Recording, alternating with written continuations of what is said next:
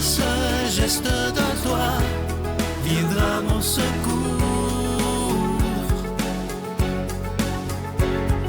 Viens semer dans mon âme le grain de l'amour. Je traverse un désert et je meurs de soif. Montre-moi le mystère qui garde la foi. Bon lundi, bienvenue à votre émission de la Victoire de l'amour. J'espère que vous allez bien en cette période des fêtes. Aujourd'hui, j'aimerais prendre le temps, étant donné qu'on est à la fin du mois de décembre, prendre le temps de faire un bilan avec vous de l'année 2021. Et ça, je pense et je trouve que c'est très important et on ne le fait pas assez. On est toujours pris dans les tourbillons du magasinage, du Boxing Day, de ci, de ça, et on oublie de s'arrêter pour regarder comment s'est passée notre année et de regarder qu'est-ce qu'on pourrait améliorer pour l'année 2022. Mais on va commencer par regarder ce qui nous est arrivé en 2021. Évidemment, on le sait, on est encore dans cette chère pandémie qui, on dirait, qui ne veut pas finir. Et moi, je veux prendre le temps aujourd'hui d'être dans la gratitude malgré tout. C'est vrai que c'est pas facile, ce qu'on vit présentement. Personne ne trouve ça drôle. On est tous fatigués de ça. Mais ce que je trouve extraordinaire, et je veux prendre le temps de vous remercier de tout mon cœur, c'est que ça va faire 2 ans bientôt qu'on est là-dedans. Moi, j'aurais pas pensé qu'on puisse passer à travers. Je suis très honnête avec vous, je suis très humain. Mais vous avez été une vraie famille, avec un F majuscule. Et le Seigneur s'est manifesté d'une façon extraordinaire parce qu'il y a des gens qui se disaient, je me souviens très bien, au début de la pandémie, ils passeront jamais à travers ça. Et vous m'avez prouvé, vous avez prouvé à l'équipe que vous teniez à cette émission. Et moi, je veux prendre le temps, en cette fin d'année, de vous dire des milliers de fois merci. Dans mon bilan, je veux aussi remercier toute l'équipe de la Victoire de l'amour que vous voyez à la télé. Ce sont des gens absolument extraordinaires qui croient tellement à l'importance de l'annonce de la parole de Dieu dans ces temps qui sont difficiles pour chacun d'entre nous. Et moi, je veux vous promettre une chose, c'est que on sera là, même s'il y aura encore probablement des moments difficiles à vivre, avant que tout ça soit fini, cette pandémie-là. Moi, je vous promets que l'équipe de la Victoire de l'amour sera là. C'est ma promesse et toute l'équipe sera là. Je veux prendre le temps aussi de remercier, pas juste ceux que vous voyez à la télé, ceux qui sont derrière la caméra, que ce soit les caméramans, réalisateurs, maquilleurs, bon, tout ce que vous voudrez, recherchistes. Tous ces gens-là font un travail absolument extraordinaire. Et je veux prendre le temps aujourd'hui de les remercier parce que c'est un travail colossal, c'est un travail qui est fait d'une façon professionnelle, c'est pas fait tout croche. Et pour moi, c'est extrêmement important. J'ai toujours dit, ceux qui sont venus dans les tournées à l'époque, quand on pouvait se rassembler, je me souviens d'avoir déjà dit un jour, si Céline Dion, que j'aime énormément, je l'ai vu en spectacle quelques fois, si Céline Dion mérite ce qu'il y a de mieux au niveau de l'éclairage, de la qualité de tout, j'espère que Jésus de Nazareth en mérite autant. Je veux aussi prendre le temps de remercier en cette fin d'année tous les gens qui travaillent à notre bureau. Si vous les voyez travailler, c'est absolument extraordinaire. Ceux qui vous répondent au téléphone, ceux qui s'occupent de vous envoyer les cadeaux du mois. Toutes ces personnes, je les remercie de tout mon cœur parce que si elles n'étaient pas là, moi, je ne pourrais pas être là. Alors, c'est des gens qui travaillent très, très fort et moi, je les entends quand je suis au bureau, évidemment, répondre au téléphone et je trouve qu'ils font un travail absolument magnifique. Alors, merci en terminant à chacun et chacune d'entre vous parce que si vous n'étiez pas là, évidemment, ça n'existerait pas, la Victoire de l'amour. Mais ce que je trouve extraordinaire, c'est que malgré cette pandémie dans laquelle on est plongé, on est solidaires, on se donne la main ensemble et c'est sûr, je vous répète ce que je vous ai dit il y a 2 ans et il y a 1 an et je ne changerai pas là-dessus, c'est sûr qu'on va s'en sortir. L'humanité s'en est toujours sortie. Notre Père qui es aux cieux, que ton nom soit sanctifié, que ton règne vienne, que ta volonté soit faite sur la terre comme au ciel. Donne-nous aujourd'hui notre pain de ce jour. Pardonne-nous nos offenses, comme nous pardonnons aussi à ceux qui nous ont offensés. Et ne nous laisse pas entrer en tentation, mais délivre-nous du mal, car c'est à toi qu'appartiennent le règne, la puissance et la gloire pour les siècles des siècles. Amen. Je continuerai à croire même si tout le monde perd espoir. Je continuerai à aimer, même si les autres parlent de haine. Je continuerai à construire, même si les autres détruisent. Je continuerai à parler de paix, même au milieu d'une guerre. Je dessinerai des sourires sur des visages en larmes et je tendrai les bras à ceux qui se sentent épuisés. Oui, je continuerai à croire. J'étais tellement impatient de vous présenter le magnifique cadeau du mois de janvier. Il s'agit d'une exclusivité de la Victoire de l'amour. Il a été fabriqué pour nous.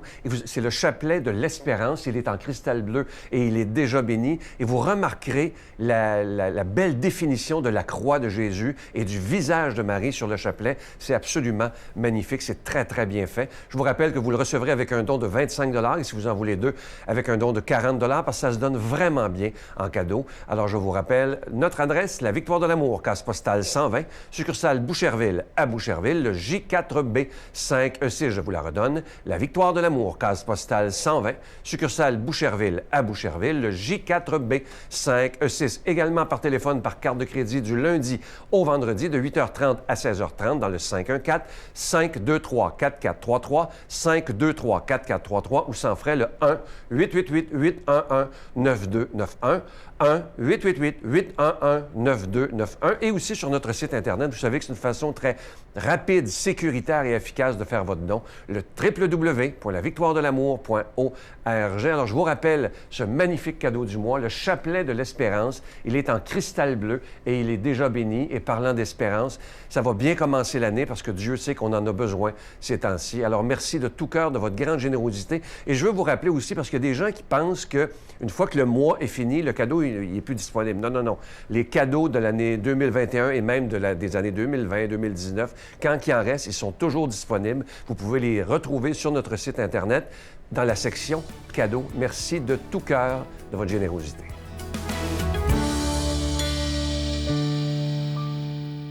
Mon Dieu, donnez-moi la sérénité d'accepter les choses que je ne peux changer, le courage de changer les choses que je peux et la sagesse d'en connaître la différence.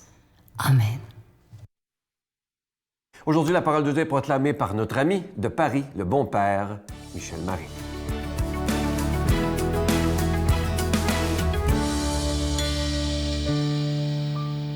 Amis que j'aime, avant de lire avec vous l'évangile de Jésus-Christ selon saint Jean, je voudrais souhaiter de vivre une belle journée à tous les gens, car c'est la fête de saint Jean aujourd'hui. Alors à tous les Jean-Philippe, à tous les Jean-Michel, à tous les Jean-Marc, à toutes les Janine, les Jeannot, et j'en passe des meilleurs, à tous belles et saintes fêtes. Je vous dépose tous dans le cœur de saint Jean. Évangile de Jésus-Christ selon saint Jean. Le premier jour de la semaine, Marie-Madeleine courut trouver Simon-Pierre et l'autre disciple, celui que Jésus aimait, et elle leur dit « On a enlevé le Seigneur de son tombeau et nous ne savons pas où on l'a déposé. » Pierre partit donc avec l'autre disciple pour se rendre au tombeau. Ils couraient tous les deux ensemble, mais l'autre disciple courut plus vite que Pierre et arriva le premier au tombeau.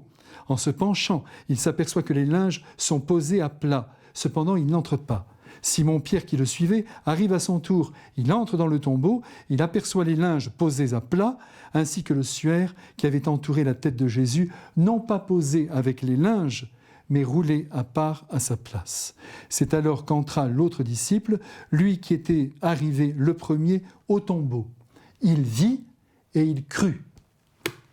Mes frères bien-aimés, l'Esprit Saint a cru bon de demander à l'Église, immédiatement après les célébrations de Noël, et au jour de la fête de l'apôtre Saint Jean, de placer dans sa liturgie l'œuvre accomplie par Marie-Madeleine, car c'est une œuvre d'amour qu'elle réalise dans ce jour béni. Dès le matin, elle s'est rendue au tombeau pour terminer l'embaumement du corps. C'est ce que laissent entendre les autres évangélistes. Mais cela ne saurait occulter le besoin qui est le sien de s'approcher encore et encore du corps de celui qu'elle aimait par-dessus tout, de celui qui l'aima aussi par-dessus tout, de celui qui lui a appris à aimer par-dessus tout. Et cette femme, parce qu'elle est parfaite dans sa démesure d'amour, sera choisie par Dieu pour être la première à constater la disparition du corps. Dans un premier temps, elle essaie de s'expliquer la chose et elle s'imagine bien sûr que son Jésus a été volé. sans doute par ses détracteurs.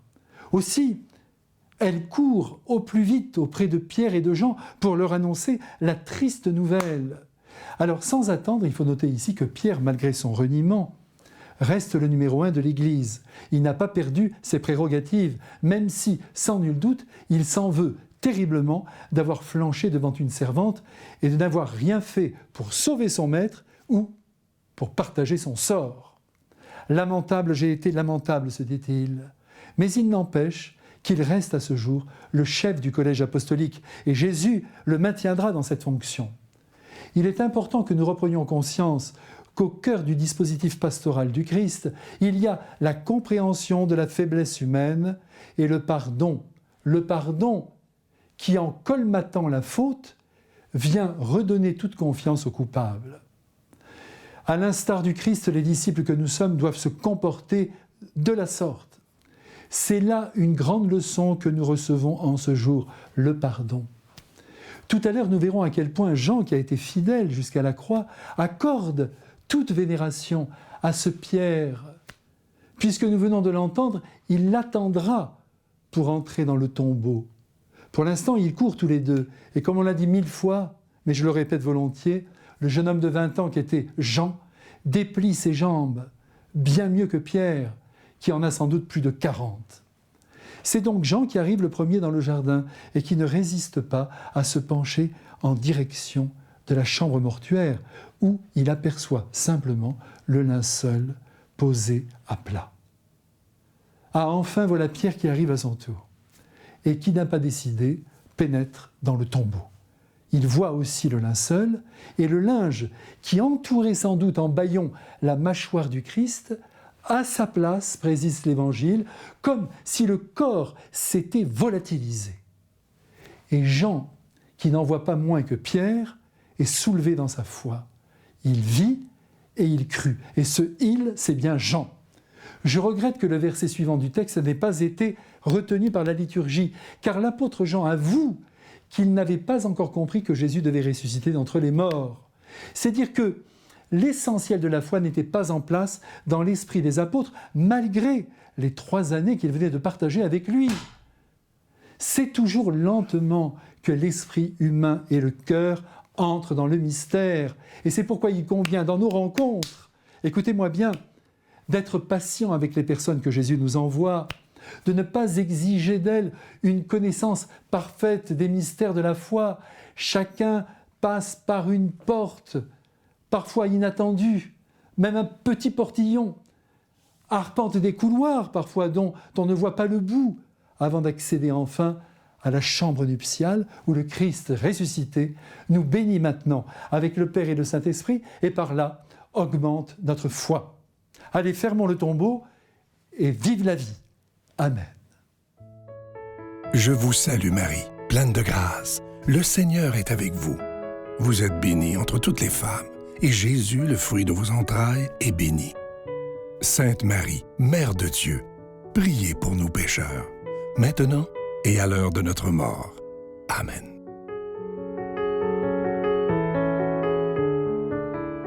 En cette belle période des fêtes, je vous laisse avec un très beau texte, il est magnifique, écoutez-le bien. Il y a toutes sortes de gens, mais les meilleurs sont ceux qui apparaissent dans ta vie et te font voir le soleil au lieu des nuages. Des gens qui croient en toi tellement fort que tu commences, toi aussi, à croire en toi. Des gens qui t'aiment simplement parce que tu es toi. Une sorte de gens que tu ne rencontres qu'une seule fois dans ta vie. C'est ce genre de personnes que je vous souhaite de rencontrer en cette belle période des fêtes. Bye bye. J'avais une quête spirituelle par ailleurs, parce qu'on cherche, c'est un besoin qu'on a dans le cœur de l'homme, de trouver un sens à sa vie, de savoir pourquoi on est ici. Toi